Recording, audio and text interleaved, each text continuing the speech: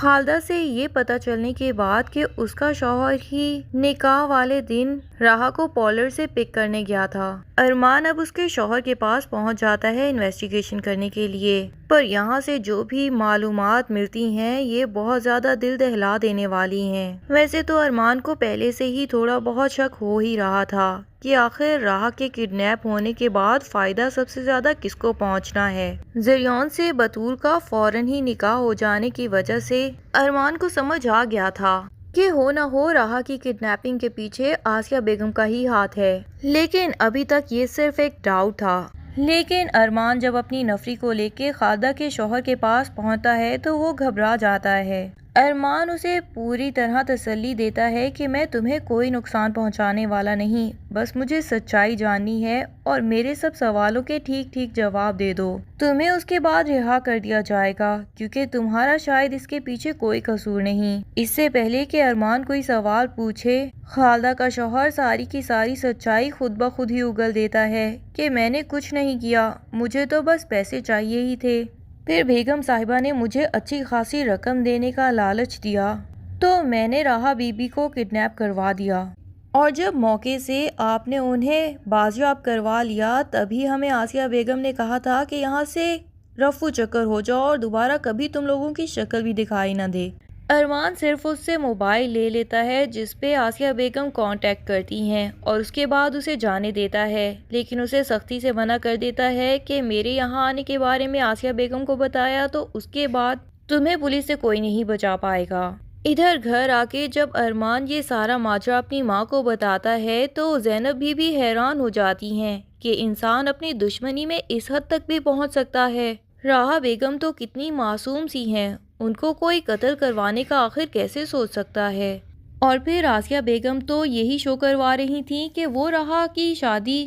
زریون سے کروانے میں انٹرسٹڈ ہیں۔ اگر وہ اپنی بیٹی کی شادی ہی زریون سے کروانا چاہتی تھیں تو وہ یہ بات تو صاف صاف بھی عدیل صاحب کو بتا سکتی تھیں۔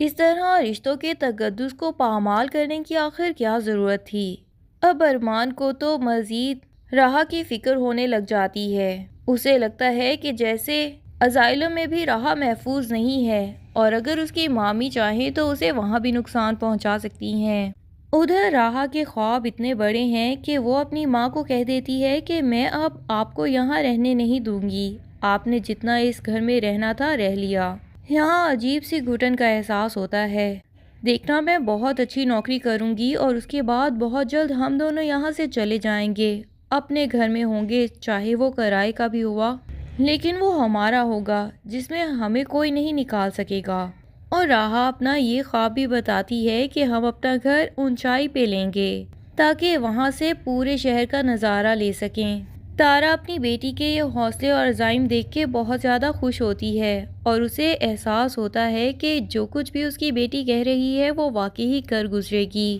لیکن ساتھ کے ساتھ تارا کو یہ احساس بھی ہوتا ہے کہ شاید اس کی زندگی اتنی نہیں رہی کہ وہ راہا کا ہمیشہ ساتھ دے سکے، تبھی وہ کوئی ایسا سہارا ڈھونڈنا چاہتی ہے کہ جس کے سپرد راہا کو کر کے وہ سکون سے اس دنیا سے رخصت ہو سکے، اور ایسا سہارا اس کی نظر میں ارمان اور زینب بی کے علاوہ اور کیا ہی ہو سکتا ہے۔ تارا کا دل تو کہیں نہ کہیں یہ گواہی دیتا ہے کہ زینب بی نے اپنے بیٹے کی پرورش ایسی نہیں کی ہوگی کہ وہ راہا کو اپنی محبت میں کڈنیپ کروا لے، اور اسے یہی لگتا ہے کہ اس کے مجرم کوئی اور ہیں۔ لیکن راہا اپنی ضد پہ کھڑی ہے، اسے لگتا ہے کہ جب تک اس کے کریکٹر پہ جو داغ سارے خاندان کے سامنے لگا ہے وہ صاف نہیں ہو جائے گا، اور ارمان پروف کے ساتھ یہ نہیں بتا دے گا سب کو کہ اس نے راہا کو کڈنیپ نہیں کروایا، نہ ہی راہا اس کے ساتھ بھاگی تھی نکاح والے دن، تب تک راہا ارمان کو معاف کرنے کے لیے تیار ہی نہیں ہے۔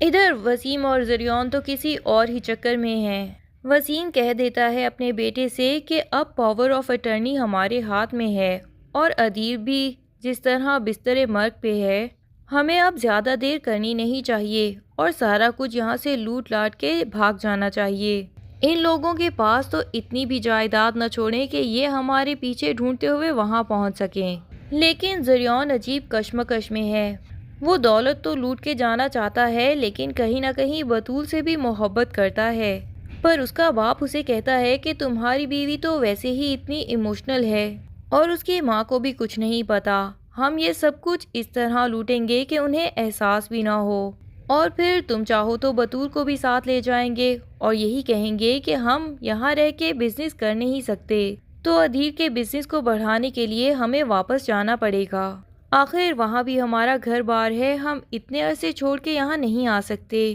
اس طرح بطور بھی ہمارے ساتھ چلی جائے گی اور ساری کی ساری پراپرٹیز بھی ہمارے نام لگ جائیں گی، یہ لوگ بے شک یہاں رہتے رہیں لیکن ان پراپرٹیز کو بیچنے کا حق صرف اور صرف ہمارا ہوگا۔ زریون باپ کے اس فیصلے میں متفق ہو جائے گا۔ ادھر کبیر بھی تارا اور راہا کے گھر سے بھاگ جانے کے بعد سے پریشان ہے، ویسے بھی پولیس اسی کو شک کے نگاہ سے دیکھ رہی ہے کہ جس طرح اسی نے ہی تارا یا راہا کے ساتھ کچھ برا کیا ہو۔ پولیس کو دیکھ کے تو نرمین کو اپنے پرانے سب گناہ بھی یاد آ رہے ہیں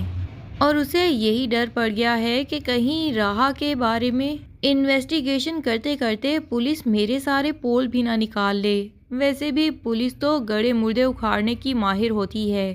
ایک طرف تو نرمین ساری دولت ہتھیانا چاہتی ہے اور کبیر کا گھر بھی اپنے نام لگوانا چاہتی ہے، چاہے پھر دھوکے سے ہی کیوں نہ لگوائے، لیکن دوسری طرف وہ کبیر کو تارا اور راہا کے ساتھ بھی نہیں دیکھ سکتی اور اسے یہی لگتا ہے کہ میری ساری زندگی کی محنت کے اوپر پانی پھر جائے گا اگر کبیر بڑھاپے میں بھی ہمیں چھوڑ دے گا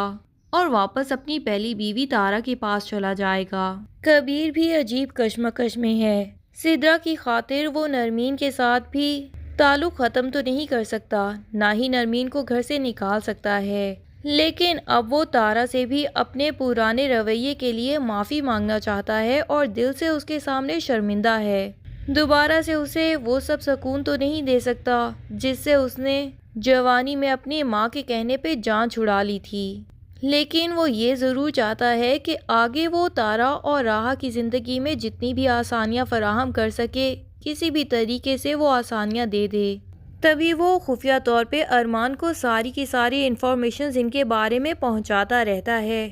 اور چھپ کے ان کی خیر خواہی تو کرتا ہی رہے گا، لیکن آفس میں کیا کیا ہو رہا ہے یہ تو اب کبیر کو بھی پتہ نہیں چل پائے گا۔ آسیہ بیگم نے جو صاف صاف منع کر دیا ہے کہ کبیر نام کے انسان کو آفس میں بالکل آنے نہ دیا جائے، کیونکہ وہ جانتی ہے کہ کبیر ان کا سارا کچا چٹھا کھول دے گا۔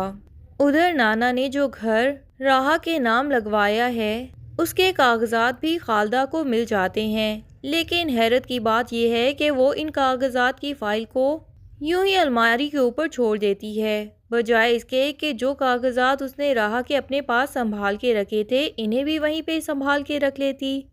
یہ کاغذات تو اب لگ جاتے ہیں زریون کے ہاتھ اور وہ اپنے باپ کو کہہ دیتا ہے کہ یہ پراپرٹی بھی دھوکے سے میں اپنے نام لگوا کے ہی رہوں گا، پر یقیناً